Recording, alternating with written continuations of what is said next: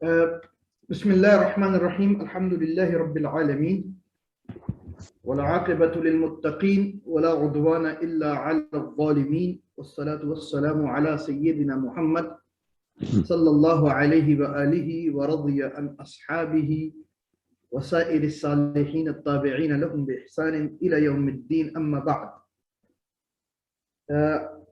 ہم لوگ ڈیفینیشنز پڑھ رہے تھے علم الکلام کی، اور ہم نے ابھی تک امام ابو حنیفہ رحمۃ اللہ علیہ کی ڈیفینیشن کو پڑھ لیا تھا، اور اس کا ہم نے انالیسس بھی پڑھ لیا تھا، اور ہم نے صرف اور صرف ابھی جو سیکنڈ ڈیفینیشن یا دوسری ڈیفینیشن تھی وہ فارابی کی تھی، ابو نصر الفارابی جو کہ ایک مشہور اسلامک فلاسفر تھے، ان کی ڈیفینیشن کو ابھی پڑھا تھا، اس کی آج انالیسس بھی دیکھیں گے انشاءاللہ، جو کہ ڈاکٹر حسن شافعی نے کیا ہے. Obviously, Farabi is a very important Muslim philosopher. آپ یہ کہہ سکتے ہیں، شاید اس میں مبالغہ نہ ہو، کہ مسلم فلسفی جس طرح گریک فلسفی کے اندر یا پیراپیٹک فلسفی کے اندر جو بیسک ٹرائنگل ہے، جو سب سے امپورٹنٹ ٹرائنگل ہے، وہ ہے سوکریٹیز، پلیٹو، ایرسٹاٹل، سقراط، افلاطون اور ارسطو. اسی طریقے کا ایک تکون، اسی طریقے کے ایک ٹرائنگل جو ہے وہ مسلم پیراپیٹک فلسفی کے اندر ہے. اور مسلم پیراپیٹک فلسفی کے اندر جو تکون ہے وہ ہے کندی، فارابی، ابن سینا. تو اس وجہ سے یہ ماسٹرز کہلاتے ہیں مسلم فلسفی کے اندر، فلاسفہ کے اندر. ڈاکٹر حسن کہتے ہیں اللہ تعالیٰ ان کو حفاظت کرے اور فإذا انتقلنا إلى القرن الرابع الهجري وجدنا الفيلسوف المعروف أبا نصر الفارابي يعرف علم الكلام في محاولته تصنيف المعارف المعاصرة له في كتابه إحصاء العلوم فيميز بينه وبين الفقه أيضا. اگر ہم 4th century ہجری میں آئے تو ہم دیکھتے ہیں کہ جو مشہور فلسفر ہے ابو نصر الفارابی، جب وہ ڈیفائن کرتا ہے، وہ تعریف کرتا ہے علم الکلام کی، وائل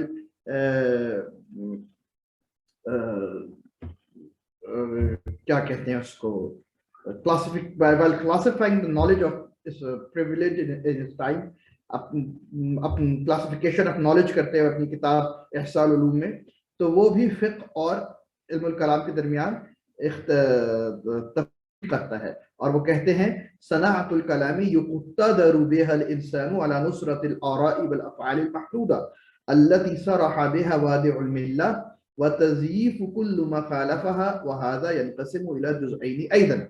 جو صناعت الکلام ہے، جو کرافٹ ہے علم الکلام کا، اس کے ذریعے سے انسان اس قابل ہوتا ہے کہ وہ ان آراء اور ان افعال کی حفاظت کر سکے جس کو وادع الملہ، ملت کے بنانے والوں نے جس کی تصریح کی ہے، جس کو کلیئرلی بتایا ہے ملت کے بنانے والے نے، اور ان آراء کی کو باطل قرار دیتا ہے جو کہ ان آراء سے جس کو وادع الملہ یعنی ملت کو بنانے والے نے جس کا ذکر کیا اس کے وہ خلاف ہے.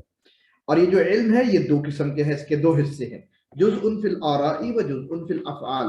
ایک جزء اس کا آراء سے متعلق ہے اور دوسرا جزء اس کا افعال سے متعلق ہے. وہی غیر الفقہی، اور علم الکلام جو ہے یہ فقہ سے مختلف ہے، لأن الفقہ یأخذ الآراء والافعال التي صرح بها وادع الملة مسلمة ويجعلها اصولا يستنبط منها الاشياء اللازمة عنها.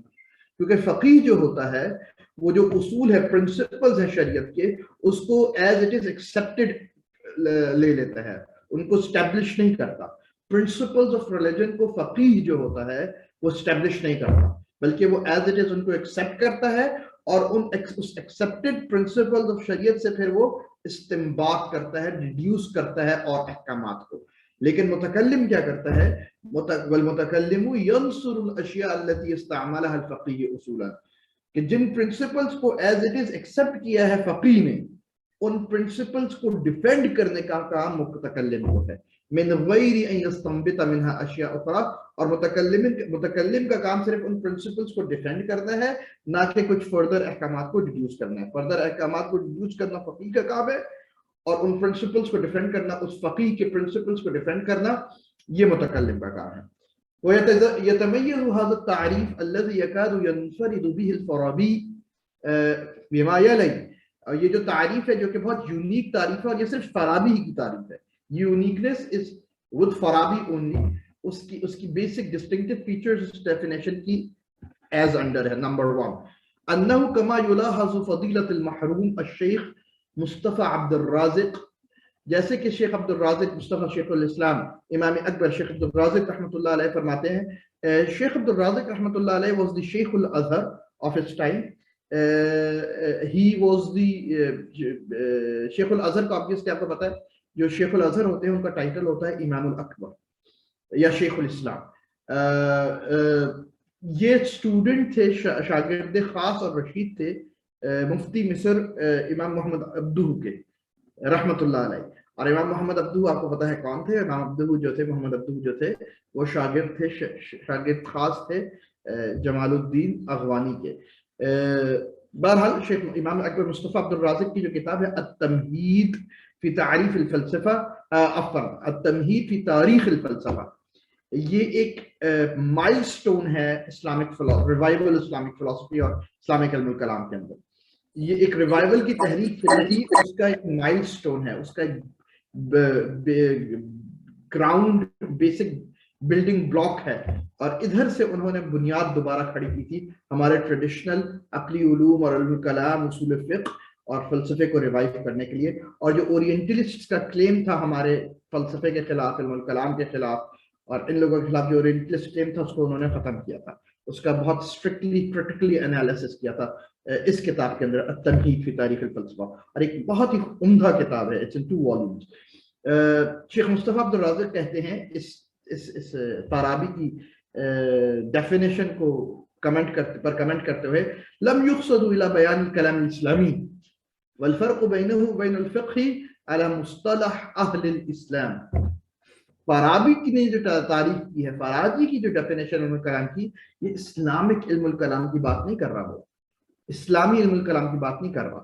اور جو فقہ اور کلام کے درمیان اس نے ڈفرینشیٹ کیا ہے, تو یہاں فقہ بھی اور کلام بھی, یہ دونوں جو ٹرمینالوجیز ہے, یہ مسلم فقہ اور مسلم کلام کی ٹرمینالوجیز نہیں ہے.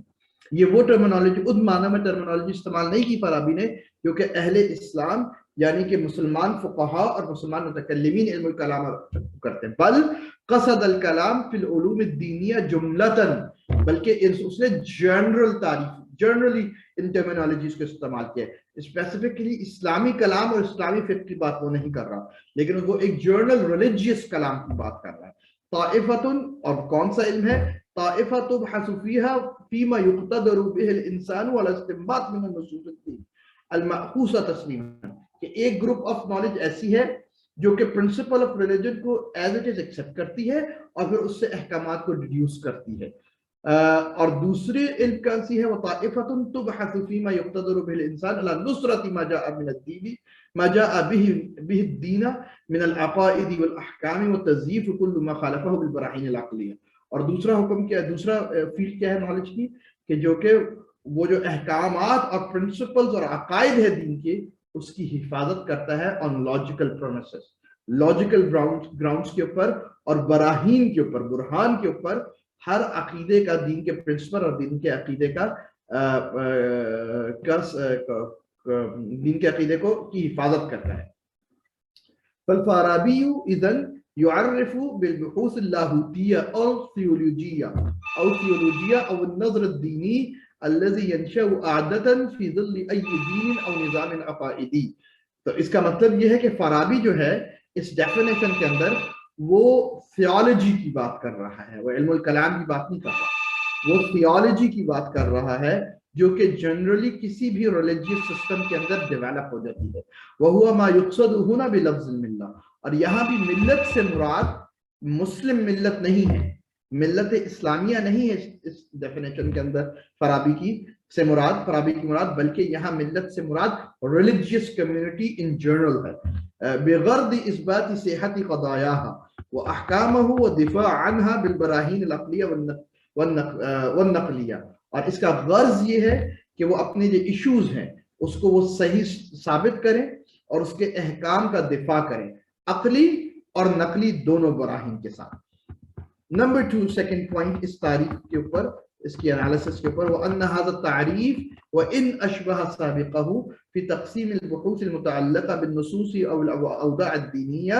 بے شک یہ تعریف سپرفیشلی ملتی جلتی ہے امام ابو حنیفہ کی تعریف سے، جو کہ ڈفرینشیٹ کرتے ہیں ریلیجیس ٹیکسٹ اور ریلیجیس کمیونٹی کے.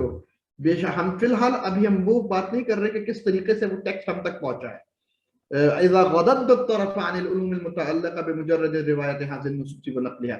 ابھی ہم یہ نہیں اس پہ بات نہیں کر رہے کہ وہ ٹیکسٹ ہم تک پہنچا کس طرح ہے، روایتاً یا کس طرح، اس کو سائڈ پر کر دیں. ہم صرف یہ بات کر رہے ہیں جو ٹیکسٹ ہے اس کو کس طریقے سے پڑھا جاتا ہے یا اس کو کس طریقے سے سمجھا جاتا ہے.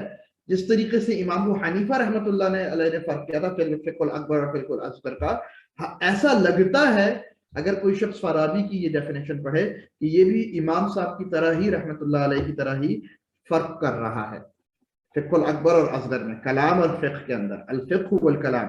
فهو يميز بينهما لا على اساس كون الحكم مبحوث عنه في كل منهما نظريا وعمليا. لیکن یہ بات سمجھ لیجئے کہ امام صاحب نے سبجیکٹ میٹر کے اوپر ڈفرینشیٹ کیا تھا، لیکن فارابی نے سبجیکٹ میٹر کے اوپر ان دونوں کے درمیان ڈفرینشیٹ نہیں کیا. اس نے اس حکم کو اس کی نیچر کے اوپر کہ کس نیچر کا حکم پڑھا جا رہا ہے جس علم کے اندر، اس بنیاد کے اوپر فقہ اور کلام میں ڈفرینشیشن نہیں کی. لیکن حسب الحدف من البحوث، لیکن اس نے ہدف کی بنیاد کے اوپر ڈفرینشیٹ کیا ہے، گول کیا ہے. اس کا مطلب ہے فارابی کی جو ڈیفینیشن تھی وہ گول اورینٹڈ ڈیفینیشن تھی، جبکہ امام ابو حنیفہ رحمۃ اللہ علیہ اور رضی اللہ عنہ کی جو ڈیفینیشن تھی وہ گول اورینٹڈ ڈیفینیشن نہیں تھی، بلکہ وہ subject matter, subject of the knowledge, subject of the علم کے اوپر ڈیفائن کیا تھا امام صاحب نے رحمۃ اللہ علیہ نے. اور ہدف منها فإن كان هو استنباط احکام جدیدہ من الاحکام الاصلیہ كان فقہ. تو اگر کوئی کسی علم کا ہدف یہ ہے کہ ایکسپٹڈ پرنسپل سے نئے احکامات کو ڈیڈیوس کیا جائے تو وہ فقہ کہلائے گا. وإن كان الهدف هو دعم الاحکام الاصلیہ بالبراہین جدیدہ او دفع شبہات الخصوم عنها كان کلاما. اور اگر کسی علم کا ہدف یہ ہے کہ ان پرنسپلز کو ڈیفینڈ کیا جائے، ریلیجیس پرنسپلز کو ڈیفینڈ کیا جائے ہر قسم کے ڈاؤٹ سے جو کہ باہر سے یا اندر سے آ رہے ہیں عقلی براہین کے ذریعے سے، تو پھر وہ کلام کہلائے گا. وَكُلٌّ مِّنَ الْفِقْهِ وَالْكَلَامِ فِي نَظْرِ الْفَارَابِي يَحْتَوِي أَحْكَامًا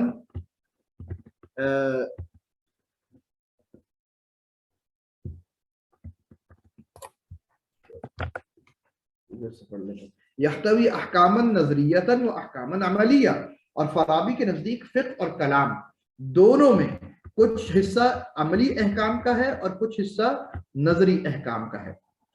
مطلب علم الکلام میں بھی عمل افعال ہے اور اس کا تھیوریٹیکل اسپیکٹ ہے اور پریکٹیکل اسپیکٹ ہے، اور فقہ کا بھی تھیوریٹیکل اسپیکٹ ہے اور پریکٹیکل اسپیکٹ ہے. وَكِلَاهُمَا يَنْطَلِقُ من النصوص الاصلیہ ويستخدم العقل اما في استنباطی و اما في الدفاعی. اور دونوں علوم جو ہیں کلام اور فقہ اکارڈنگ ٹو فارابی یہ ڈیولپ ہوتے ہیں ریلیجیس ٹیکسٹ کے ذریعے سے، اور دونوں میں عقل استعمال ہوتی ہے، یا پھر نئے احکامات ڈیڈیوس کرنے میں یا پھر اس کو ڈیفینڈ کرنے میں. دونوں کام عقل سے ہو رہے ہیں. وَإِنْ كَانَ كَلَامُ الْفَارَابِيِّ يَشْعَرُ بِأَنَّ دَوْرَ الْعَقْلِ فِي الْكَلَامِ أَظْهَرُ مِنْهُ فِي الْفِقْهِ.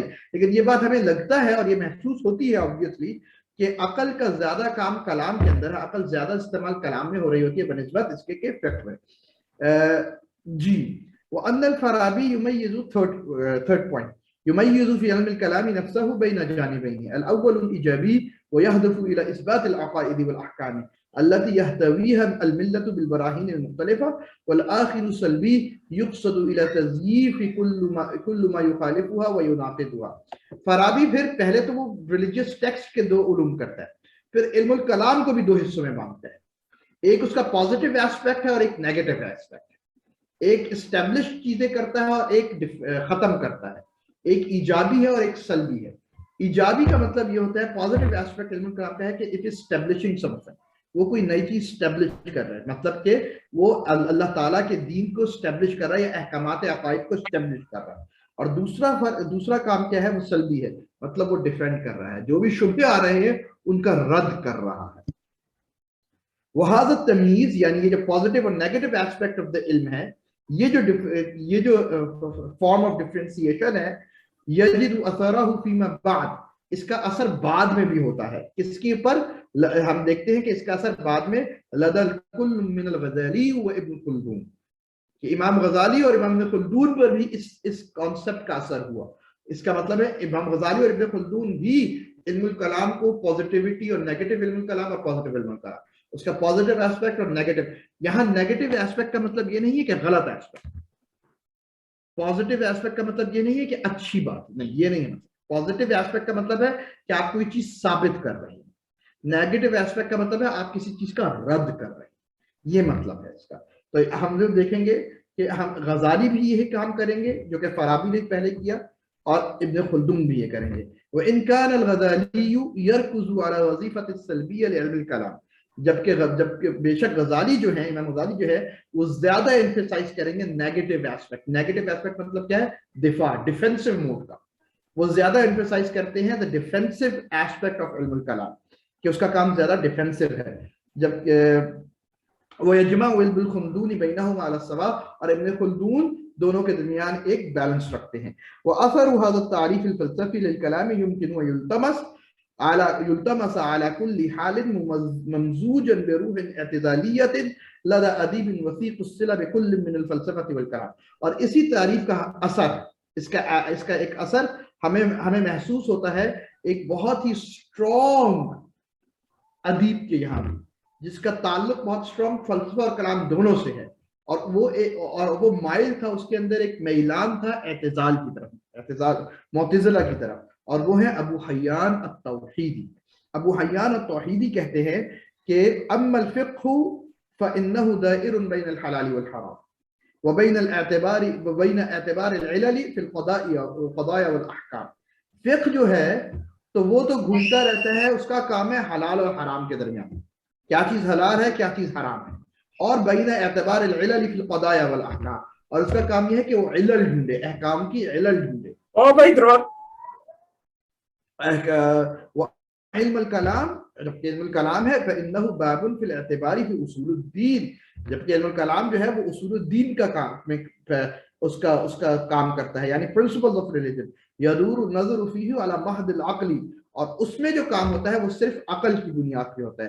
پھر تحسینی و تقبیح ہے کہ کیا چیز اچھی ہے، logically what is good and what is bad, obviously ایک کانسیپٹ ہے گڈنس اور بیڈنس کا، گڈ اینڈ ایول کا، تحسین و تقبیح ہم آگے جا کے پڑھیں گے، اور کیا یہ عقلی ہوتے ہیں کہ نقلی ہوتے ہیں، یہ ایک ایشو ہے جو ہمارا اور معتزلہ کے درمیان فرق ہے، ہمارے اختلاف ہے، وہ ہم آگے جا کے پڑھیں گے۔ والاحالۃ والتصحیح، اور کیا چیز مستحیل ہے اور کیا چیز جائز ہے اللہ کے بارے میں یا عقائد کے بارے میں۔ آپ کو پتا ہے مستحیل ہوتی ہے لاجیکل ایبسرڈٹی، کیا چیز لاجیکلی ایبسرڈ ہے عقائد میں، اور کیا چیز الاؤڈ ہے، پاسبل ہے عقائد کے اندر۔ وبابہ مجاور لباب الفقہ، اور اس کا جو دروازہ ہے یعنی کلام جو ہے وہ فقہ کے ساتھ ساتھ ہی کھڑا ہوا ہے۔ والکلام فیہما مشترک وان کان بینہما انفصال تباین، اور ان دونوں کا سبجیکٹ میٹر اوور لیپ بھی کرتا ہے، یہ دونوں اپنی الگ الگ حیثیتوں کو بھی برقرار رکھتے ہیں، کلام اور فقہ۔ نمبر 3، تھرڈ ڈیفینیشن، فإذا جئنا إلى بداية القرن السادس الهجري نجد الغزالي المتكلم الأشعري ذا نزعة صوفية يتحدث في كتابه المنقذ من الضلال۔ جب ہم چھٹی ہجری کے اوپر آتے ہیں تو ہم دیکھتے ہیں ہمیں ملتے ہیں امام غزالی رحمۃ اللہ علیہ، جو کہ ہیں ایک اشعری متکلم، اور ان کے اندر ایک میلان تھا، انکلینیشن تھی ٹورڈز دی صوفیہ ایز ویل، تصوف کی طرف بھی انکلائن تھے وہ اپنی کتاب المنقذ من الضلال، منقذ من الضلال جو ہے اٹس این آٹو بایوگرافی، یہ امام غزالی کی آٹو بایوگرافی ہے۔ ان کا آپ کو پتا ہے وہ ان کا ایک جرنی تھی، جو اسکیپٹک جرنی تھی جس کے ذریعے سے وہ گزرے تھے، تو اس اسکیپٹک جرنی کے اوپر انہوں نے جب اپنی آٹو بایوگرافی لکھی، صرف اس اسکیپٹک جرنی کے بارے میں، تو اس کتاب کا نام، اس آٹو بایوگرافی کا نام بکلیٹ، وہ بڑی کتاب نہیں ہے، چھوٹی سی کتاب ہے، اٹس اے بکلیٹ، جس کو کہتے ہیں، جس کا نام انہوں نے لکھا تھا المنقذ من الضلال، ڈیلیورنس فرام ایرر۔ مونٹیگمری واٹ نے جب اس کو انگریزی کے اندر ٹرانسلیٹ کیا تو مونٹیگمری واٹ نے اس کا ترجمہ منقذ من الضلال کا کیا تھا ڈیلیورنس فرام ایرر۔ عن علم الكلام فيقولوا امام غزالی المنقذ کے اندر کہتے ہیں انما مطلوبه حفظ عقیدۃ اہل السنت وحراستها عن تشویش اہل البدع. مقصد علم الکلام کا یہ ہے، گول علم الکلام کا یہ ہے کہ عقیدہ اہل سنت کی حفاظت کی جائے اور اس کو سیف گارڈ کیا جائے اہل بدعت کی تشویشوں سے. جتنی بھی اہل بدعت نے کنفیوژنز، ڈاؤٹس کریٹ کیے ہیں اہل سنت کے عقیدے پر، تو اہل سنت کے عقیدے کی اس سے حفاظت کی جائے اور ان بدعتوں کو ختم کی جائے. نعم لما نشأت صنعة الكلام وكثر الخوض فيه تشوق المتكلمون الى مجاوزة الذب عن السنة بالبحث عن حقائق الامور. جی بالکل، جب صنعت الکلام، جب علم الکلام ڈیولپ ہو رہا تھا اور بہت سے لوگ اس کے اندر پڑھنے لگ گئے، اس کو پڑھنے لگ گئے، تو متکلمین ہر اس جگہ گھسے جدھر سے سنت کو ڈیفینڈ کیا جا سکے. سنت کو اور اہل سنت کو ڈیفینڈ جس جگہ سے اور جس گراؤنڈ سے کیا جا سکتا تھا، اس گراؤنڈ میں اور اس پلین میں اس جگہ متکلمین گھسے اور حقائق الامور کے پیچھے گئے کہ حقائق الامور میں وقاد فی البحث عن الجواہر والاعراض واحکامها، اور وہ بڑھ گئے ان مباحث کے اندر کہ جواہر کیا ہوتے ہیں، اعراض، انسیڈنٹس، اور یہ کیا چیزیں ہوتی ہیں اور ان کے احکامات کیا ہیں. ولیکن لما لم يكن ذلك مقصود علمهم لم يبلغ كلامهم فيه الغایۃ القصوى. لیکن کیونکہ یہ جو چیزیں ہیں کہ اعراض، یہ جو ایپسٹمولوجیکل ایشوز ہیں، یہ ان کا بیسک گول نہیں تھا، اس وجہ سے وہ ہائیسٹ لیول کو اس میں پہنچ نہیں پائے. فلم يحصل منه ما يمحو بالکلیۃ ظلمات الحیرہ في اختلاف الخلق. اسی وجہ سے مسئلہ یہ ہوا کہ جو لوگ ایگزسٹینشیل کرائسس یا اسکیپٹیکل کرائسس کے اندر انوالو ہو جاتے ہیں تو بہت بار علم الکلام ان کی مدد نہیں کر پاتا. ولا ابعد ان یکون حصل ذلك لغیری، اور میں اس کو بالکل بھی فار فیچڈ نہیں سمجھتا کہ یہ جو میری انڈرسٹینڈنگ یا میری فیلنگ ہے ریگارڈنگ علم الکلام، یہ میرے علاوہ کسی اور کی فیلنگ نہ ہو سکتا. مجھے لگتا ہے کہ بہتوں کی یہی فیلنگ ہے علم الکلام کے بارے میں.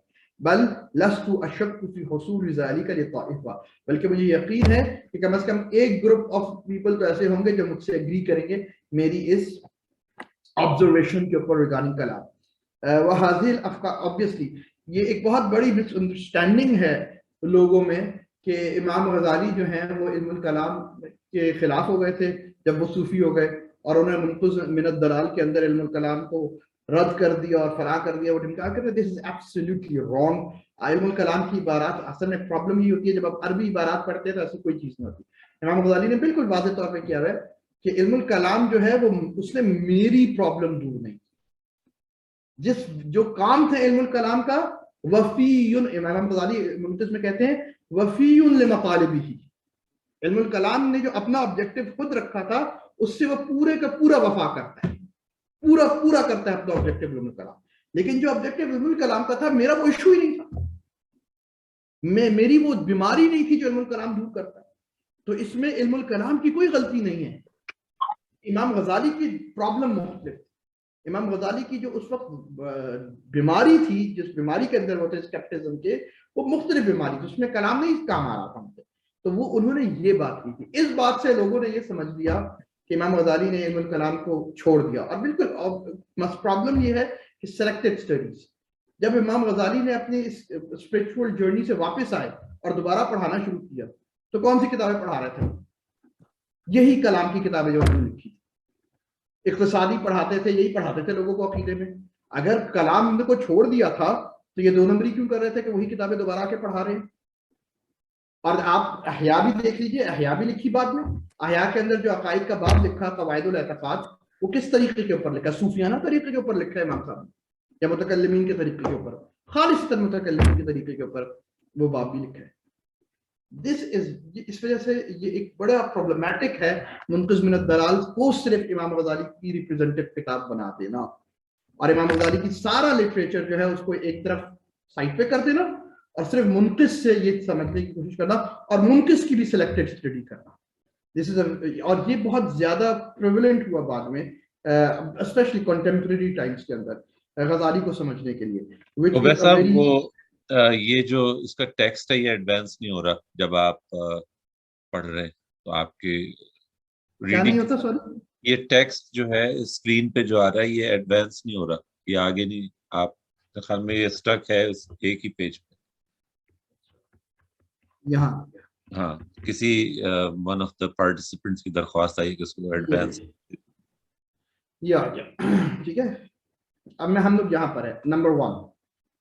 ناؤ اب یہاں سے شروع ہو رہا ہے analysis of Imam Ghazali's words by doctor Hassan Shafie. Number 1 وهذه الافكار التي يوقدها غزالي في كتب اخرى هي اشبه بالنقد او التحليل الموضوعي لعلم الكلام. یہ جو بات امام غزالی نے کی ہے ڈیفینیشن نہیں ہے علم الکلام کی, یہ ڈیفینیشن سے زیادہ ایک سبجیکٹو انالیسس اور کریٹیکل انالیسس ہے علم الکلام کا. کریٹیکل انالیسس اور کریٹیک کے اندر فرق ہوتی ہے, یہ آپ کو پتا ہے. ریجیکشن اور کریٹیکل انالیسس میں فرق ہوتا ہے. تو یہ کریٹیکل انالیسس ہے اور ایک انالیٹک اور سبجیکٹو انالیسس ہے علم الکلام کا امام غزالی کی طرف سے رحمۃ اللہ علیہ. من حیث دواعی نشأته وتطوره من دفاع عن العقیدة يدفع الشبهة المثارة حولها. اور اس غرض سے یہ امام غزالی نے انالیسس کیا ہے کہ جو اس کا کس طریقے سے علم الکلام ڈیولپ ہوا in order to defend and safeguard the عقیدہ of اہل سنہ from the doubts which were raised against it الى بحث شامل في الوجود من اجل حراسة العقیدہ بالضبط عن عائدہ. مطلب اصل میں غزالی کلام جو تھا وہ عقیدہ اہل سنت کو ڈیفینڈ کرنے پر کہ یہ پیدا ہوا, اور وہ پھر ڈیولپ ہوتا ہوتا ہے اس کا اسکوپ اتنا بڑا ہو گیا کہ وہ پورے ایپسٹمولوجیکل ایشوز کے اوپر آ گیا, کیونکہ انہوں نے یہ بات دیکھی کہ بہت سے ایسے اعتراضات عقیدے کے اوپر اس وجہ سے اٹھائے جاتے تھے جن کی بیسس ایپسٹمولوجی کے اندر ہوتی. تو متکلمین نے اس بات کو ضروری سمجھا کہ جو ایپسٹمولوجیکل ڈاؤٹس ہیں جن کی روٹس ایپسٹمولوجی کے اندر ہوتی ہے, تو پہلے اس ایپسٹمولوجی کو ٹیکل کیا جائے جو کہ ڈاؤٹس کریٹ کرتے ہیں, اور اس کو ریڈیفائن کیا جائے, اور پھر عقیدے کو ڈیفینڈ کیا جائے گا. اس ایپسٹمولوجی کو چھوڑ کر جو کہ ڈاؤٹس کو کریٹ کر رہی ہے, آپ عقیدے کو ڈیفینڈ نہیں کر سکتے. اس وجہ سے یہ ڈیولپ ہوا علم الکلام. آپ یہ دیکھیے کہ اگر آپ متقدمین کی کتابیں پڑھیں گے تو متقدمین کی کتابوں کے اندر اگر 1 والیوم بک ہے 800 پیجز کی, 900 پیجز کی, 600 پیجز کی, جیسے کہ امام باقلانی کی ہوگی, امام اشعری کی ہوگی, امام ماتریدی کی ہوگی, امام الحرمین جوینی کی ہوگی, خود امام غزالی کی ہوگی, تو اس کے ان کی کتابوں کے اندر جو ایپسٹمولوجیکل ایشوز ہوتے تھے بہت تھوڑے ہوتے تھے, اور پھر عقیدے کے ایشوز شروع ہو جاتے تھے. لیکن لیٹر جنریشنز کے اندر ایپسٹمولوجیکل ایشوز بڑھتے گئے, کیونکہ لیٹر جنریشنز کے اندر ڈاؤٹس جو ہیں وہ اور زیادہ کریٹ کیے گئے ایپسٹمولوجیکل ایشوز کے اوپر. تو انہوں نے وہ تمہید کو اسٹرانگ کرنا شروع کر دیا, کیونکہ اصل میں ان کا مقصد عقیدے کو بچانا تھا. تو آپ لیٹر جو کتابیں ہوں گی جیسے کہ امام ایجی کی کتاب شرح المواقف, یا امام تفتزانی کی کتاب شرح المقاصد, یا اس قسم کی جو والیومنس ورکس ہیں, امام رازی کی کتابیں, امام ایجی کی 6 جلدوں میں ہے, امام تفتزانی کی 6 جلدوں میں کتاب ہے, تو آپ یہ دیکھیں گے کہ 6 جلدوں میں سے 5 جلدیں ایپسٹمولوجی کے اوپر ہیں اور 1 جلد عقائد کے اوپر. تو اتنا زیادہ ریگورسلی پھر اس فلسفے پر اور ایپسٹمولوجی پہ بات کرتے رہے. جو لوگ بہت ہی سپرفیشلی پڑھتے ہیں علم الکلام کو, وہ اس کو ایک نیگیٹو ایسپیکٹ لے لیتے ہیں علم الکلام کو, اور یہ کہتے ہیں دیکھو فلسفے سے گڈمٹ کر دی. فلسفے سے گڈمٹ نہیں ہوئی. متکلمین جب ایپسٹمولوجی کے اوپر بات کرتے تھے تو وہ 100% فلسفیکل میتھڈولوجی پہ بات نہیں کیا کرتے تھے جس طرح فلاسفہ کو, بلکہ وہ ایک ایز اے مسلم متکلم بات کرتے تھے کہ اسلامک ایپسٹمولوجی ڈیفائن کر رہے ہوتے تھے, وہ ایپسٹمولوجی جس کے اوپر پھر عقائد کی بنیاد رکھی گئی. تو ارسپیکٹو کہ کتنے وہ صحیح رہے, کتنے غلط رہے, کتنا اتفاق کرنا ہے, کتنا وہ, لیکن یہ کوئی وہ بات نہیں تھی کہ انہوں نے عقائد کو کوئی کمی دے دی تھی. نہیں, انہوں نے اصل میں یہ کہا تھا یہ جو عقائد ہے 1 جلد کے جن کو میں نے ڈیفینڈ کرنا ہے, اس کو ڈیفینڈ کرنے کے لیے یہ 5 جلدوں کے اندر میں مواد پیدا کر رہا ہوں, اس کے لیے گراؤنڈ بنا رہا ہوں کہ جس کے اوپر پہ میں نے یہ ڈیفینڈ کرنا ہے. امام غزالی یہ ڈیولپمنٹ بتا رہے ہیں اس تاریخ کے اندر. ومن حیث وظیفته التي هي حمایت العقیدہ لا انشاؤها وتقویتها. اور یہ بھی بات امام غزالی بتا رہے ہیں کہ اس کا وظیفہ جو ہے علم الکلام کا, جو اس کا آبجیکٹو ہے وہ عقیدے کی حمایت ہے, عقیدے کی حفاظت ہے, نہ کہ عقیدے کی انشاء. عقیدے کو بنانا نہیں ہے, عقیدہ شریعت دے گی, اس شریعت کے عقیدے کو اب ڈیفینڈ کریں گے. من حيث منهجه العقلي المنطقي التي لا يصلح لكل اصناف الخلق. اور اس کی جو میتھڈالوجی ہے وہ عقلی میتھڈالوجی ہے, لاجیکل ہے, اور یہ جو لاجیکل میتھڈالوجی ہوتی ہے وہ عین ممکن ہے تمام ایسپیکٹس آف پیپل، تمام لوگوں کے لیے نہ ہو قابل اعتبار یا اس کے لیے ان کے لیے فائدہ مند نہ ہو، بل بعد منہم فقط، عین ممکن ہے کچھ لوگوں کے لیے صرف ہو. اور یہ بات بالکل ٹھیک ہے، ہم نے اپنے شیخ سے ہمیشہ یہ بات سنی، اور یہ بات بڑی اسٹیبلش ہے علم کلام کی ہمارے اس کے اندر فرٹرنیٹی کے اندر، کہ اسلامک ٹریڈیشن کے اندر دو علوم ایسے ہیں جو بیسیکلی میڈیسنل علوم ہیں، وہ ایز اے میڈیسن کام کرتے ہیں، وہ دوا ہیں، کہ اگر کسی کو کوئی مسئلہ ہو جائے گا، کسی کو کوئی بیماری لاحق ہوگی تو اس بیماری کو دور کیا جائے گا. وہ میڈیسنل علوم جو ہیں ہماری ٹریڈیشن کے دو، علم الکلام اور تصوف. اگر کسی کو ایگزسٹینشیل لاجیکل اور اپسٹمولوجیکل ایشوز آ جائیں گے، ڈاؤٹس کریٹ ہوں گے مذہب کے بارے میں، تو علم الکلام آ جائے گا اس کو ڈیفینڈ کرنے، اس کی دوا بن جائے گا. لیکن اگر کسی کو اپسٹمولوجیکل اور ایگزسٹینشیل ایشوز ہی نہیں ہے مذہب سے، اس کے ایشوز سائیکولوجیکل اور اسپرچول ہیں، تو کوئی پاگل ہی ہوگا کہ اس کو کہے گا کہ علم الکلام میں چلے گا.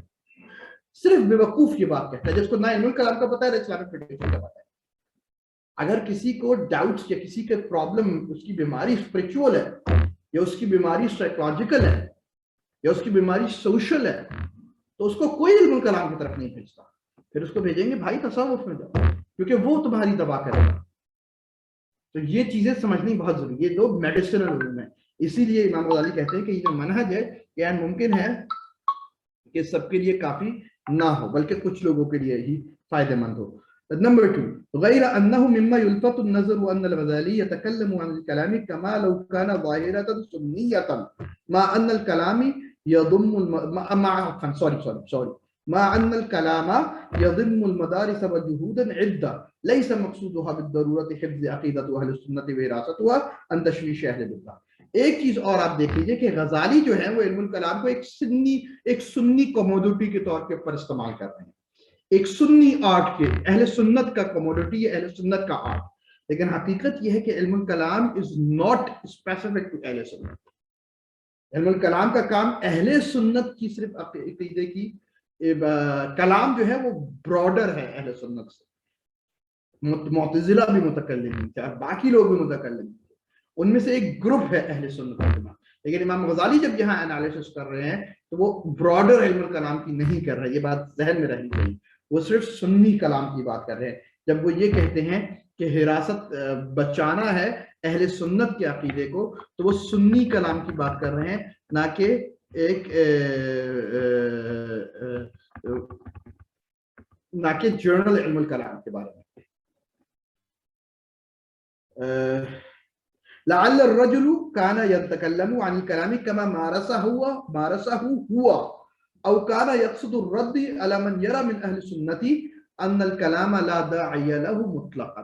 ممکن ہے امام غزالی نے یہ بات اس کو سنیت، علم الکلام کی سنیت پر اتنی انفیسس کیوں کر رہے ہیں امام غزالی؟ ڈاکٹر حسن کہتے ہیں اس کی دو وجوہات ہو سکتی ہیں جو ہمیں سمجھ آتی ہے. پہلی بات یہ کہ ممکن ہے when he is defining یا when he is analyzing کلام، so he is analyzing kalam as he himself practiced it. امام غزالی نے جب علم الکلام کو پریکٹس کیا تو ایک سنی علم الکلام کو پریکٹس کیا as a Sunni theologian, as a سنی اشعری متکلم. تو جس طریقے سے انہوں نے خود پریکٹس کیا کلام کو، اسی کے اوپر امام غزالی پھر کمنٹ بھی کر رہے ہیں. یا پھر دوسری وجہ یہ ہو سکتی ہے ان کو اس کی سنیت کے اوپر اتنے ایمفسائز کرنے کی کہ تاکہ وہ ان لوگوں کو جواب دیں، وہ گروپ چھوٹا سا جو کہ اہل سنت میں موجود تھا، جو یہ سمجھتا تھا کہ علم الکلام کی کوئی ضرورت ہی نہیں ہے اور علم الکلام کا کوئی فائدہ ہی نہیں. تو امام غزالی اس وجہ سے اس کی سنیت کا اور اس کے آبجیکٹیوز کا اتنا ذکر کر رہے ہیں کہ بھائی دیکھو، عقیدہ ہونا ایک الگ بات ہے لیکن اس کا دفاع بھی بہت ضروری ہے. کون کرے گا دفاع؟ تو وہ علم الکلام کی افادیت اور علم الکلام کی امپورٹنس ان لوگوں کے اوپر واضح کر رہے ہیں، اس گروہ کے اوپر جو یہ سمجھ بیٹھا تھا کہ علم الکلام کی بالکل کوئی حیثیت اور کوئی اس کی ضرورت نہیں ہے. فبینہ دواعیہ الواقعیہ، تو اس کا پریکٹیکل اس کی امپورٹنس بتائی علم الکلام نے. وَلَعَلَّ هَذَا هُوَ سِرُّ تَأْكِيدِهِ لِلْجَانِبِ السَّلْبِي مِنْ هَذَا الْعِلْمِ. اور ہمیں یہ لگتا ہے کہ this is the secret behind his over emphasis on the negative aspect of the ilm. Doctor Hasan کہتے ہیں کہ ہمیں یہ لگتا ہے کہ this is the secret کہ امام غزالی کیوں اتنا نیگیٹو ایسپیکٹ آف علم الکلام. نیگیٹو ایسپیکٹ کیا؟ دفاع دفاع دفاع، رد رد رد. फलासफे का रद्द, मुतज़िला का रद्द, फलां का रद्द, ढिमका का रद्द, क्यों इसके ऊपर इतना एम्फसाइज कर रहे हैं इमाम ग़ज़ाली रहमतुल्लाह अलैह? दिस इज द सीक्रेट, कि वो उन लोगों को समझा रहे हैं कि भाई अहले सुन्नत वो लोग जो इल्मुल कलाम को वर्दी नहीं समझते, कि किस तरह डिफेंड करोगे अकीदे को अगर इल्मुल कलाम नहीं होगा। नंबर 3, هذا وربما كان الغزالي أكثر تحديدا في تعريف علم الكلام مما سبق نقله، وذلك حيث يقول في أوائل كتابه الإحياء في باب الثاني من كتاب العلم اختلف الناس في العلم الذي هو فرض على كل مسلم. اب وہ کہتے ہیں لیکن کتاب الاحیاء کے اندر امام غزالی becomes more precise in defining علم الکلام. منقذ کے اندر he did not define علم الکلام precisely. منقذ کے اندر he analyzed علم الکلام. زیادہ precisely define علم الکلام کو کدھر کیا امام غزالی نے in his کتاب احیاء علوم الدین, in the کتاب العلم کے سیکنڈ چیپٹر کے اندر, جدھر امام غزالی کہتے ہیں اختلاف الناس فی العلم, لوگوں کا علماء کا اس بارے میں اختلاف ہے, علم کے بارے میں اختلاف ہے, اس علم کے بارے میں الذی هو فرض علی کل مسلم, جو کہ ہر مسلمان کے اوپر فرض عین ہے. فقال المتکلمون, تو متکلمون کا یہ رائے ہے وہ علم الکلام, کہ وہ علم الکلام ہے جو ہر مسلمان کے اوپر فرض ہے. کیوں؟ اذ به یدرک التوحید, کیونکہ اس کے ذریعے سے توحید کا ادراک ہوتا ہے, اس کے ذریعے سے توحید کا پتہ چلتا ہے. وَيُعْلَمُ ذَاتُ اللَّهِ وَصِفَاتِهِ, اور اس کے ذریعے سے اللہ کی ذات اور صفات کا علم حاصل ہوتا ہے. تو یہ ہے واجب علم, اس کا اس کی خاص حد. ٹھیک ہے, تو یہاں تک امام غزالی کی. وفی القرون التالیہ من السبع, یہ پھر اگلی تاریخ شروع ہو جائے گی, لیٹر تاریخ from the 7th to the 8th ہجری. امام بیضاوی کی تاریخ, امام بیضاوی کی ڈیفینیشن, امام ایجی کی ڈیفینیشن, امام شریف الجرجانی رحمۃ اللہ علیہ کی ڈیفینیشن, پھر ابن خلدون آئیں گے, پھر شیخ محمد عبدو آئیں گے, اور پھر یہاں پر پھر اس کے بعد یہ اپنی ڈیفینیشن لائیں گے ڈاکٹر حسن شافعی. میرا خیال ہے کہ یہاں ہم امام غزالی پہ ختم کریں یا پھر آگے پڑھنا ہے. میرا خیال ہے یہاں ختم روک لیتے ہیں. امام بیضاوی کی اور امام ایجی کی اور امام جرجانی کی اور استاد امام شیخ محمد عبدو کی ہم ڈیفینیشن انشاءاللہ نیکسٹ اس کے اندر کر لیں گے along with ابن خلدون as well. صلی اللہ تعالی علی خیر خلقہ وعلى آله وسلم تسلیما کثیرا. اقول قولی هذا استغفر اللہ لی ولکم ولسائر المسلمین والمسلمات. کوئی سوال ہے تو بتا دیجیے.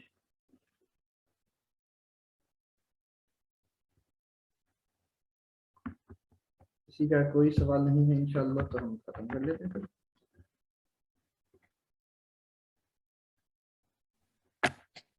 No questions, چلیے. سوال ہیں کسی کے؟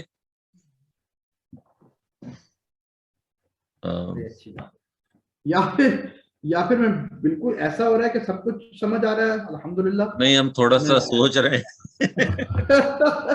یا مجھے لگتا نہیں ہے کہ میں اتنا اچھا پڑھا رہا ہوں. نہیں, میرے اوپر سے چل رہا ہے. اللہ خیر کرے گا. نہیں, سوال فارمولیٹ کر رہے ہیں. ملاز بھائی نے کھولا ہے مائک. اللہ اصل میں ایک جو سوال وہ فارمیشن ابھی ہو نہیں پائی, لیکن جو کچا پکا ہے وہ یہ میرا ذہن میں آئی کہ امام غزالی پہ اگر آپ تھوڑا سا جو ان کا ایم اور فارمیٹ جو تھا نا, جس کے آپ نے کیونکہ صوفیہ کا کہا کہ وہ اس طرف نہیں جائے تو پھر صوفیہ کی طرف جائے, اس پہ جو ذہن میں وہ چیز آ رہی تھی جو امام غزالی نے اپنی لائف کا جو ایم اور فارمیٹ آف دا احیاء پہ لکھا تھا, کہ جو اس میں وہ کور کیا تھا کہ انہوں نے پورا اسٹیمالوجیکلی بیسس آف احیاء its self right and why utilizing the کتاب العلم. تو یہ اس کی طرف کچھ تھوڑا سا اگر آپ انہوں نے کیا فارمولیٹ کیا, سوری مجھے سمجھ نہیں آئی. مطلب جب انہوں نے احیاء کو جو فارمولیٹ کیا تھا نا, احیاء کو, ٹھیک ہے جی, احیاء علوم الدین کو, تو اس کی بیس بھی انہوں نے کتاب العلم کی یہی بنائی تھی نا, جو آپ نے ابھی ٹچ کیا تھا. بالکل. تو اس کا مطلب تو اس سے پہلے مطلب کسی کے ذہن میں نہیں آیا تھا؟ یہ نہیں آیا تھا. انہوں نے اصل میں چیزیں دھندلا گئی تھی, جیسے آج دھندلا گئی.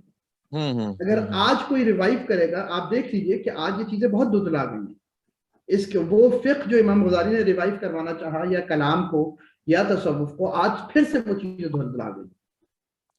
تو امام غزالی نے اصل میں اس دھندلانے کو، وہ جو ایک دھندلا سا گیا تھا، اس کو ختم کیا تھا واپس. کیونکہ وہ جو گریک ہیریٹیج تھی اس کی وجہ سے جو بھی کچھ ہوا تھا، right? Not only Greek heritage, بہت سی اور پولیٹیکل ایشوز تھے. اصل میں ہمارے یہاں، میں نے آپ کو پہلے کہا تھا جیسے ڈیفینیشن کے اندر بھی تھا کہ ہم لوگ جو تھے نا، ہم لوگ اس ورسز دیم میں نہیں پڑھتے تھے. یہ جو آج کانسیپٹ آ گیا نا ہمارے یہاں، اس ورسز دیم، اس قسم کا کانسیپٹ ہمارے یہاں نہیں تھا.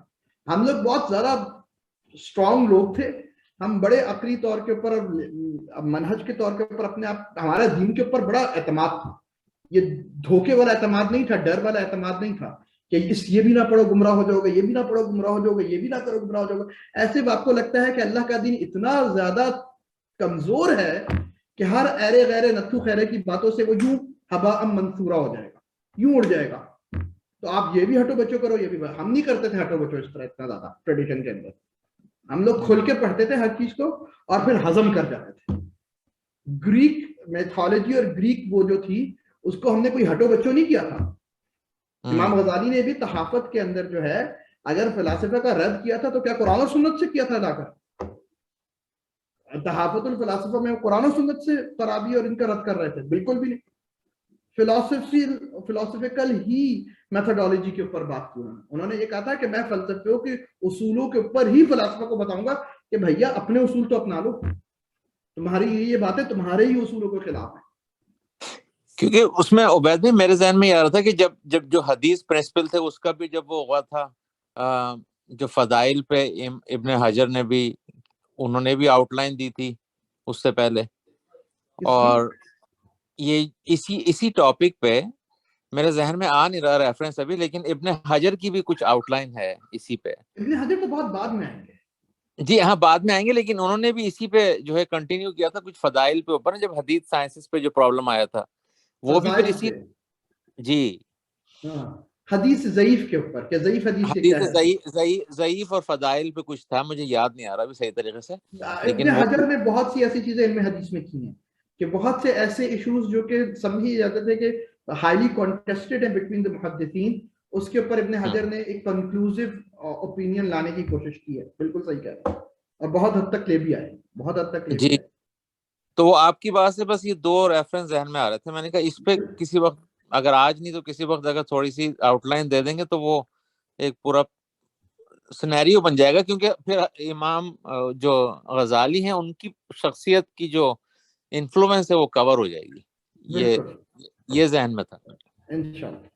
اچھا، یہ ایک سوال ہے کہ یہ جیسے رجم کی سزائے، اب ایک آدمی جو ہے اس کو، اس کا ایمان ہے مضبوط تو وہ کہہ رہا ہے ہاں صحیح ہے. اب ایک آدمی جو ہے اس کے دماغ میں نہیں بیٹھ رہی کہ یہ کیوں آ رہی ہے، تو کلام اس کی جسٹیفیکیشن کو حاصل کرنے کی کوشش کرے گا. کلام کا یہ بھی نہیں، کلام کا اس سے کوئی تعلق ہی نہیں ہے رجم کی سزا سے. یہ فقہ کا تعلق ہے، فقیہ کے پاس جائیے. لیکن اس کی جو ریشنل جسٹیفیکیشن ہے کہ یہ اگر ایک آدمی، تو وہ آپ نے کہا تھا کہ جو اگر کسی کا ایمان مضبوط ہے تو پھر اس کو تصوف جو ہے نا اس کی بیماریوں اور جو ویکنیسز ہیں ان کو ایڈریس کرے گا. لیکن کسی کے ایمان میں فرق ہے یا کمزوری ہے، اس کو ذرا نہیں، میں آپ کو بتاؤں کہ ڈائگنوسس غلط ہے. اگر کسی کو رجم کی سزا میں ایشو آ رہا ہے نا، تو اس کے ایمان میں کوئی مسئلہ نہیں ہے، انشاءاللہ مجھے یقین ہے. اس کے ایشو اس کی انڈرسٹینڈنگ آف لا کے اندر مسئلہ ہے. اس کو یہ نہیں بات سمجھ آ رہی کہ لا ریڈیوس کس طرح ہوا ہے اور رجم کی سزا کس طریقے سے ایک عادلانہ سزا ہے. اس کا نہ ایمان سے کوئی تعلق ہے، نہ عقیدے سے کوئی تعلق ہے. اس کا تعلق فقہ اور اصول فقہ سے ہے. اس کو یہ بات نہیں سمجھ آ رہی کہ کس طریقے سے ایک لا جو ہوتا ہے وہ ڈیرائیو ہوتا ہے اور ڈیفائن ہوتا ہے اور کیوں ہوتا ہے، کیا علت ہوتی ہے احکامات. آپ ایک فقیہ، اچھے فقیہ کے پاس اس کو لے کے جائیے جو سمجھائے اس کو کہ بھیا کس طریقے سے رجم کی سزا ہم ریڈیوس کرتے ہیں، کن کن پیرامیٹرز کے اوپر رجم کی سزا ہوتی ہے، اور اس احکام کی علل، فقہ کے اندر علل ہوتے ہیں، علت ہوتی ہے حکم کی، اور اس کے شروط اور وہ ہوتی ہے. جب وہ شروط اور علتیں رجم کی سمجھا دے گا اس بندے کو تو بہت آسان، اس کا دل انشاءاللہ کھل جائے گا. تو نہ اس کا ایمان کا یہ مسئلہ ہے، اس کو سمجھ ہی نہیں آ رہی.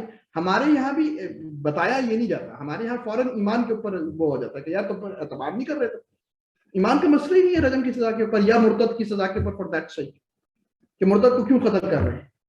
وہ اس وجہ سے پرابلم ہے کیونکہ وہ جب سوسائٹی میں دیکھ رہا ہے مرتد کی سزا کو, یا اس نے کوئی بھی اس کی جو ایکسپیرینسز ہیں اس کے اندر اس کا دماغ ماننے کے تیار ہی نہیں ہو رہے کہ بھائی کس طرح قتل کر دے ان لوگوں کو, کیونکہ اس کو پتہ ہی نہیں کہ اسلام کا حکم کیا ہے.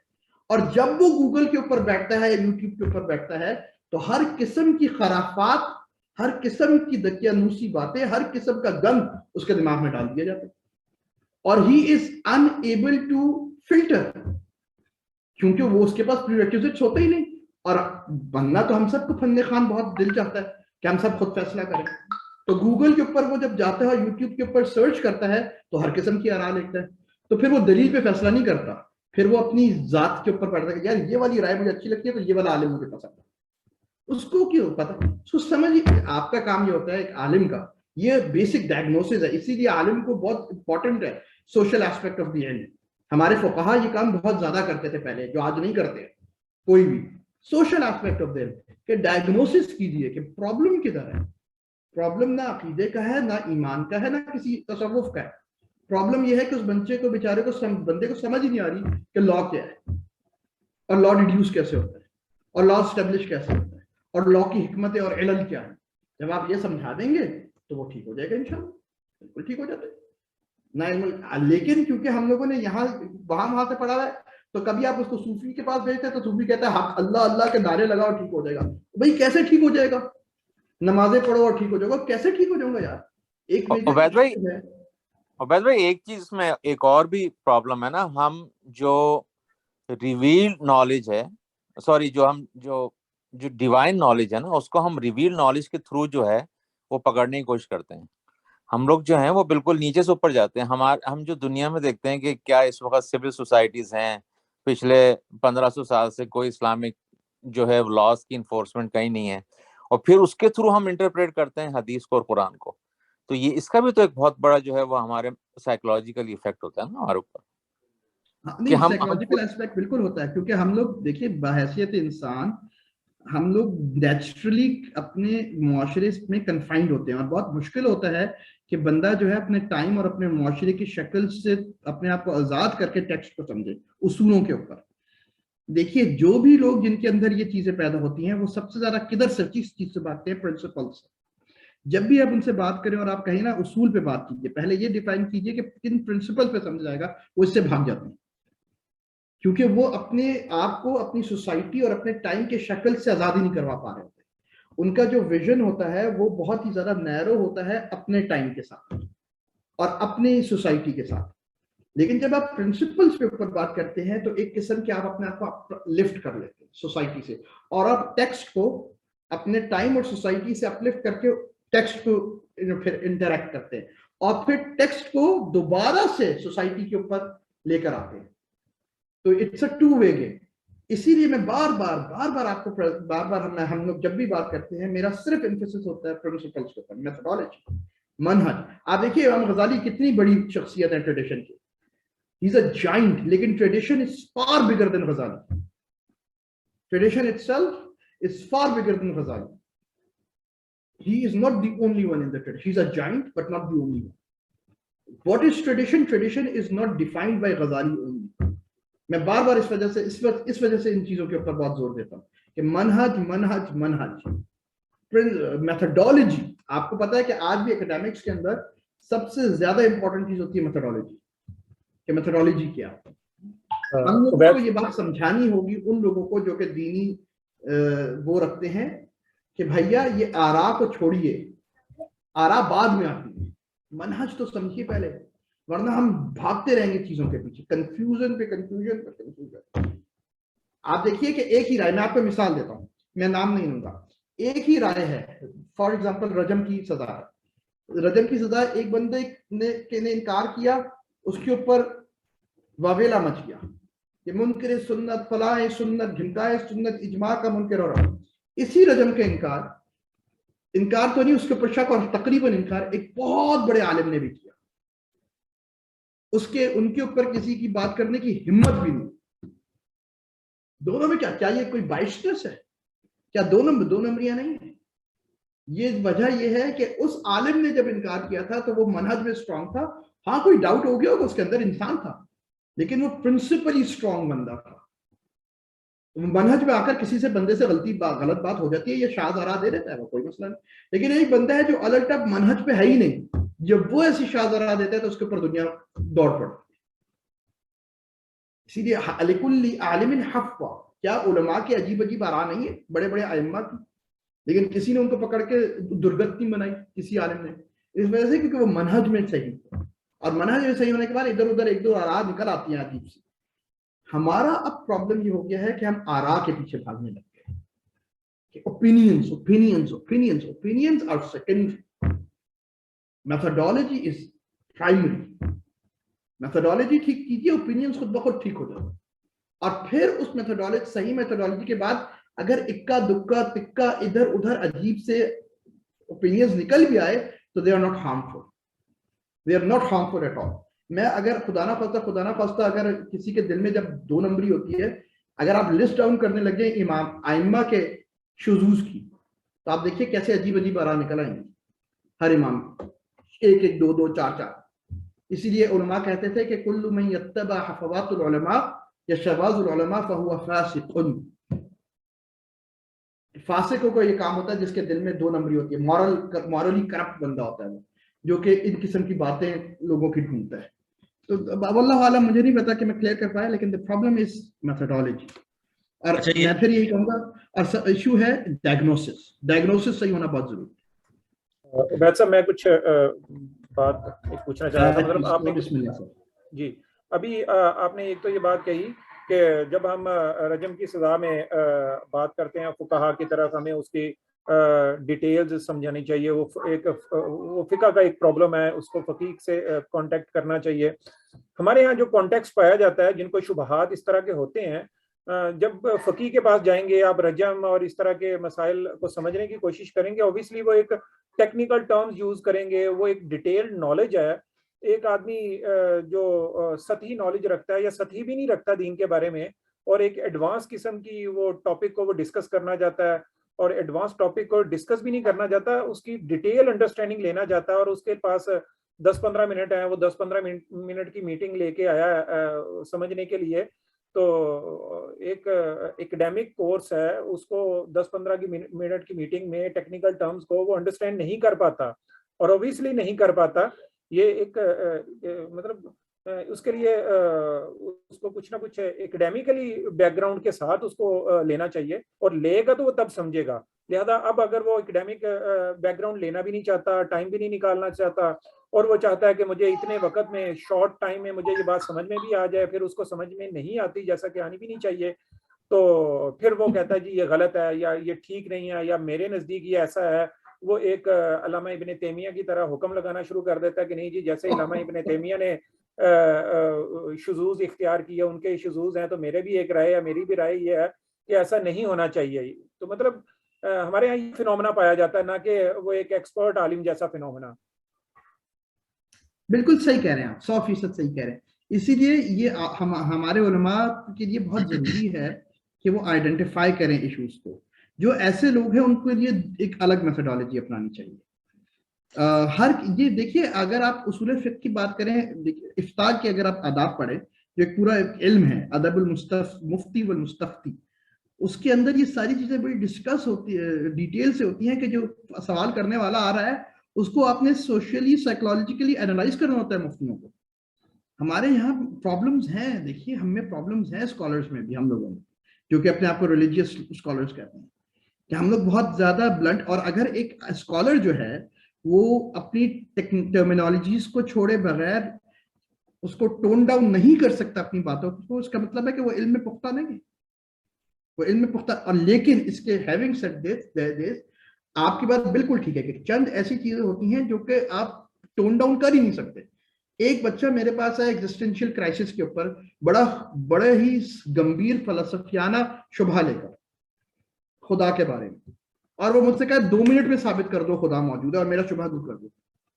میں کہوں گا یا پھر میں اس کو جوتا لگاؤں گا کہ بھاگ جائے, یو آر ناٹ سیریس, کہ اتنا گمبھیر فلسفیانہ حصہ 2 منٹ میں یا پھر میں اس کو بالکل ڈفرینٹ اپروچ اپنا لوں گا, اس کے ساتھ کمپینینشپ پیدا کر لوں گا. میں اسے کہوں گا چھوڑ یار جواب کو اپنے, آؤ بوتل پیتے ہیں, آؤ کھانا یہ کرتے ہیں, اس سے دوستی کر لوں گا, اس کے شبہ کو فی الحال پیچھے کر دوں گا, یہاں تک کہ میں اس کو یہ بات لے آؤں کہ میں اس کو بٹھا کر یہ بات سمجھاؤں کہ بھیا جو تیرا ایشو ہے وہ کمپلیکس ہے, اس کے لیے پہلے فلاں فلاں فلاں چاہیے. یہ ساری میتھڈالوجیز ہیں. یہ دعوت اسی لیے بہت ضروری. اب دیکھیے ہمارے یہاں جو بائفرکیشن ہو گیا نا کہ ہر دوسرا بندہ دین کا دائی بننے نکل کھڑا ہوتا ہے, وہ یہ چیزیں پیدا کرتے ہیں. پھر یہ علم اور دائی اور یہ سب کا ایک جگہ ہونا بہت ضروری ہوتا تھا پہلے, اس وجہ سے کیونکہ آپ نے ان ایشوز کو ٹیکل کرنا ہے. پہلے تو یہ ایشوز اتنے زیادہ پرومیننٹ ہوتے ہی نہیں تھے, اب تو بہت زیادہ ہو گئے ہیں یہ یونیورسٹی لائف اور اس کے اندر. اگر مجھے کوئی اسٹوڈنٹ ایسا ملے گا, میں اس کو کلاس میں کیسے جواب دے دوں کہ جن 10 بچوں کے دماغ میں سوال نہیں تھا ان کے دماغ میں بھی آ جائے. مجھے تو اس سے دوستی کرنی پڑتی ہے, مجھے اپنا ٹائم ضائع کرنا پڑتا ہے اس کو, مجھے اس کو کہنا پڑتا ہے کہ آؤ یار میرے آفس میں چلو. تو دیز آر آل میتھڈالوجیز. یہ باتیں ہمیں سمجھنی پڑیں گی, اور یہ ہوتا ہے ہماری سنسیریٹی چیک ہر لیول کے اوپر, ہر دونوں طرف سے کون کتنا سنسیئر ہوتا ہے. اور اگر اور یہ بات بھی ٹھیک ہے کہ ہم لوگ دونوں طرف سے بہت کوتاہیاں ہوتی ہیں, یہ بات بالکل ٹھیک ہے کہ کچھ لوگ جو ہوتے ہیں بس مجھے, اب دیکھیے ہماری گروپس کے اندر وہ کہتے ہیں کہ 1 لائنر جواب دے دو. میں ابھی مناظرہ کر رہا ہوں فیس بک کے اوپر ایک ملحد سے, 1 لائنر جواب دو. میں نے حیران ہے یار کیسے دے دے 1 لائن, اتنے مشکل سوال کا جواب کیسے دے دے. آپ ملحد سے مناظرہ ہی کیوں کر رہے تھے بھائی میرے, جب آپ کو جوابات نہیں آتے. جمالی صاحب آپ بالکل. جی سر. السلام علیکم ورحمۃ اللہ وبرکاتہ. وعلیکم السلام ورحمۃ اللہ وبرکاتہ. اچھا حضرت, ایک بات یہ تھی کہ جو رجم کے بارے میں بحث چل رہی ہے, میں معذرت چاہتا ہوں ابتدا کے حصے سے میں شامل نہیں رہا, لیکن یہ اس کی جو حیثیت ہے وہ تو متعین ہو گئی ہے کہ اس پر اجماع ہے, کیونکہ 4 اصول جو اہل سنت کے ہیں, کتاب اللہ, سنت رسول اللہ, اجماع امت اور قیاس, یہ جو اس پر چونکہ اجماع ہے رجم کی سزا پر, تو کیا اس کے انکار میں یا اس پر کوئی گنجائش ہے اجماع کے اوپر انکار کی؟ حالانکہ اس پر تو کافی فقہاء کرام نے متفقہ طور پر فیصلہ دیا ہوا ہے کہ اجماع کا انکار باطل ہے. کیا صاحب آپ اتنا مشکل سوال اور اتنا خطرناک سوال اس طرح آن لائن مت کیجا کرے. میں صرف ایک اس کے جواب میں وہی کہوں گا جو میرے شیخ جن سے میں نے قدوری اور فقہ پڑھا تھا, ان سے میں نے بالکل یہی سوال کیا جو آپ نے کیا ہے. تو انہوں نے مجھ سے کہا تھا جب میں نے یہ سوال کیا نا ان سے کہ اس پیج میں, اور بالکل نہیں, واللہ یقین جانیے یہی سوال تھا جو آپ نے کیا تھا, اور مجھے پتا ہے آپ کو اس کا جواب پتا ہے. میرے شیخ نے مجھ سے یہ کہا کہ اچھا اجماع ہے, جاؤ لے کر آؤ نصوص جمع کر کے لاؤ علماء کی. میں گیا, میں نے نصوص جمع کر لی, اور جب میں اگلے ہفتے نصوص جمع کر کے لے گیا اجماع کی, تو میں نے ان کو, استاد نے کہا ہاں بھائی نصوص لے آیا ہو. میں نے کہا لے آیا ہوں سر. انہوں نے کہا بتاؤ پڑھو نصوص. تو میں نے کہا شیخ ابن تیمیہ یہ کہتے ہیں, ابن حمام یہ کہتے ہیں, فلاں یہ کہتے ہیں, ڈبکا یہ کہتے ہیں. اور میں جب بھی ابن تیمیہ کا نام لیتا تھا وہ کہتے تھے لیس بأہلہ ان یذکر الاجماع, ابن حمام لیس من اہلہ ان یذکر الاجماع. میں ان کو کہتا تھا کہ امام عینی لیس من اہلہ ان یذکر الاجماع, سرخسی لیس من اہلہ ان یذکر الاجماع. انہوں نے کوئی 12 لوگوں ائمہ جن کو میں نے معتبر ترین سمجھا تھا, اس پہ کہا تھا لیس من اہلہ ان یذکر الاجماع. اور اس کے بعد پھر انہوں نے اجماع, میں یہ نہیں کہہ رہا کہ اجماع ہے کہ نہیں, لیکن اتنا سیدھا بھی نہیں ہے مسئلہ, اتنا سیدھا بھی نہیں ہے. اس کو ہمیں ود ان دی کمیونٹی سمجھنا چاہیے اور لوگوں کو سمجھانا چاہیے. اجماع بالکل ثابت ہے 100%, میں بھی یہی مانتا ہوں کہ اجماع ثابت ہے اور اس کے اوپر اعتراضات ہیں.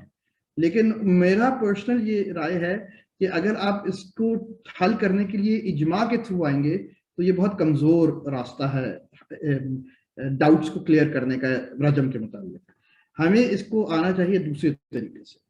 واللہ عالم, یہ میری بہت پرسنل رائے ہے کہ اجماع کے ذریعے سے ایک کمزور راستہ اپنایا جائے گا اگر ہم اپنائیں گے ان لوگوں کو جواب دینے کے لیے جن کو ڈاؤٹس ہے اجماع رجم کے بارے میں, کیونکہ ان کے ڈاؤٹس وہ اجماع کو بہت آسانی سے سائڈ پہ کرتے ہیں, انکار کر کے یا کچھ بھی کر کے کہ وہ جی 2 قسم کے اجماع ہیں, فلاح اور ڈمکا ہے, یہ والا حجت ہے, یہ والا حجت. آپ کو یہ ساری ڈیٹیلز پتہ ہے, وہ بہت سی ڈیٹیلز میں ہمیں گھما دیں گے.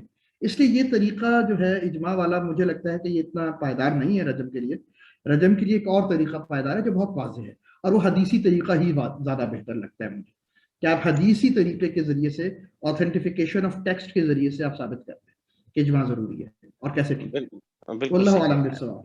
اچھا یہ حجاب کا مسئلہ بھی جو ہے فقہ ہی جو ہے حل کرے گا یعنی پھر کلام 100%. عمل جب بھی آئے گا وہ فقہ ہے, اس کا کلام سے کوئی تعلق نہیں ہے. یہی پرابلم ہے نیو کلام والوں کے ساتھ جو علم الکلام کی تجدید کرنا چاہتے ہیں یا علم الکلام نیا علم کلام پیدا کرنا چاہتے ہیں. ان بیچاروں کو بیسک یہی نہیں پتا کہ علم کلام ہے کیا چیز, تو وہ نیا خاک پیدا کریں گے اور وہ یہ کہتے ہیں کہ دیکھیے جی اب مسئلے ہیں حجاب کے اور یہ ہے علم الکلام اس سے بات نہیں کرتا, اب یہ چیزیں. اور بھیا علم الکلام کیسے, اگر کلام نے یہ کام کرنا تو فقیہ کو گھر بٹھا دو, تو وہ کیا کرے گا؟ وہ صرف استنجا اور اس کی مسائل بتائے گا وداؤٹ, مطلب میں ان کے مسائل میں وہ نہیں کہہ رہا خدا نہ خواستہ کہ وہ کوئی کم حیثیت کے مسائل ہیں, خدا نہ خواستہ یہ نہیں کہہ رہا میں, شرعی حکم ہے وہ بھی, لیکن جس کا کام اسی کو ساجھے. یہ فقہ کا کام ہے, فقیہ کرے یہ کام, متکلم کیوں کرے؟ اور اگر ایک بندہ ایک ہی وقت میں فقیہ اور متکلم دونوں ہے جو ہونا چاہیے بندے کو, تو پھر جب وہ فقہ ہوئے گا تو ویسا متکلم جواب نہیں دے گا, وہ ویسا فقیہ جواب ہے. جیسے کہ امام غزالی کیا کرتے تھے, جیسے کہ امام یہ لوگ کیا کرتے تھے کہ جب فقہ میں بات کرتے تھے تو ایسا فقیہ کرتے تھے, ایسا متکلم نہیں کرتے تھے. اور جب کلام میں بات کرتے تھے تو ایسا کلام متکلم کرتے تھے, ایسا فقیہ نہیں کرتے تھے. اور جب تصوف میں کرتے تھے تو ایسا صوفی کرتے تھے, ایسا فقیہ ایسا متکلم نہیں کرتے تھے. تو یہ آپ کو یہ علم کی پختگی کی نشانی ہوتی ہے. اللہ عالم بالصواب, اللہ تعالیٰ زیادہ بہتر جانتا ہے. تو کلام جو ہے پھر وہ آپ نے کہا عقیدے کی جسٹیفیکیشن, عقائد جس میں عمل نہیں ہوتا, عمل شامل نہیں ہوتا. اور یہ جو عقیدہ تحاویہ ہے جو جس میں سارے عقائد ہیں, ان ہر عقیدے کی اس میں سے ہر عقیدے کی جسٹیفیکیشن پرووائڈ کرے گا کلام, یا اور بھی کچھ عقائد ہیں؟ نہیں, عقیدہ تحاویہ ایک ٹیکسٹ ہے, اور بھی ہیں, اور بھی عقائد نصفیہ ہے, امام ابن اسحاق عقیدۃ العوام, بہت سے اور ٹیکسٹ ہیں, امام سنوسی کا ٹیکسٹ ہے, اہل سنت میں بہت سے ٹیکسٹ ہیں, اور اسی کے اوپر علم کلام بات کرے گا. چند مسائل ایسے ہوتے ہیں فقہ کے جو ٹیکسٹ میں شامل کر لیے جاتے ہیں, لیکن جب ہم وہ ٹیکسٹ پڑھیں گے تو ہم بتائیں گے کہ وہ فقہی مسائل کیوں آ گئے اس عقیدے کے ٹیکسٹ کے اندر. 2-3 ایگزامپل دے دیں. جیسے کہ مسح علی الجورب, جیسے کہ عقیدہ تحاویہ کے اندر 2 مسائل ہیں جو فقہ کے ہیں اور عقیدے سے متعلق نہیں ہیں. ان میں سے ایک مسئلہ ہے مسح علی الجورب, چمڑے کی جرابوں کے اوپر مسح کرنے کا مسئلہ امام طحاوی نے ذکر کیا عقیدہ طحاویہ کے متن کے اندر. دوسرا امامت کا ذکر ہے, خلافت کا مسئلہ عقیدے کا مسئلہ نہیں ہے, فقہ کا مسئلہ ہے. ان دونوں مسائل کو امام طحاوی نے ذکر کیا اپنے متن کے اندر, اور یہ دونوں مسائل, اور آپ دیکھ لیجئے ہر کلام کی کتاب کے اندر خلافت کا اور اس کا مسئلہ چھیڑا جاتا ہے, اور پہلی عبارت پہ لکھی جاتی ہے کہ عقیدے کا مسئلہ نہیں ہے, فقہ کا مسئلہ ہے, لیکن کیونکہ فلاں وجوہات کی وجہ سے ادھر آیا, تو ہم لوگ اس کو ایک مختصراً یہاں بات کریں گے امامت کے اوپر یا خلافت کے اوپر, تفصیل اس کی فقہ کی کتابوں میں. اسی وجہ سے خلافت اور امامت کی ساری تفاصیل فقہ کی کتابوں میں, کلام کی کتابوں میں آپ کو کوئی تفصیل نہیں ملے گی. ہاں مختصر بات ہو جائے گی, مختصر بات ہم کر لیتے ہیں کلام میں, لیکن ہم لوگ پہلی عبارت یہ لکھتا ہے, ہر امام یہ عبارت لکھتا ہے کہ یہ اصلاً فقہ کا مسئلہ ہے, یہ عقیدے کا یا کلام کا مسئلہ نہیں ہے. یہ 2 مثالیں بہت واضح ہیں جو کہ متن عقیدہ میں طحاویہ کے میں بھی ہیں, نصفیہ میں بھی متن میں بھی ہے, یہ امام سنوسی کے بھی ایک متن میں ہے, جوہرۃ التوحید کے بھی میں بھی موجود ہے, یہ امام ثانی کا اس طرح یہ موجود ہے. اللہ علیہ. جزاک اللہ خیر, بہت بہت شکریہ آپ کے وقت کا اور اتنی توجہ کا. جزاک اللہ خیر. انشاءاللہ نیکسٹ کلاس جو ہے وہ 15 منٹ پہلے شروع کر لیں. ہاں جی, تاکہ میں پھر کیونکہ 9:30 مجھے اپنے شیخ سے پڑھنا ہوتا ہے, اب 10 منٹ لیٹ ہو گیا, میں اللہ خیر کرے گا, ڈانٹ پڑے گی. سبحانک اللہم وبحمدک, نشہد ان لا الہ الا انت, نستغفرک ونتوب الیک. السلام علیکم و رحمۃ اللہ. وعلیکم السلام.